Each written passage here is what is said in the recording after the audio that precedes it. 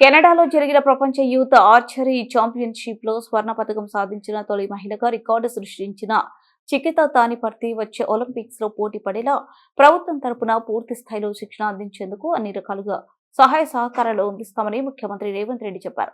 కెనడాలో జరిగిన ప్రపంచ యూత్ ఛాంపియన్షిప్ లో స్వర్ణ పతకం సాధించి వరల్డ్ ఛాంపియన్ గా నిలిచిన పెద్దపల్లి జిల్లా ఎలిగేడు మండలం సుల్తాన్పూర్ గ్రామానికి చెందిన చికిత ముఖ్యమంత్రిని జూబ్లీహిల్స్ నివాసంలో మర్యాదపూర్వకంగా కలిశారు.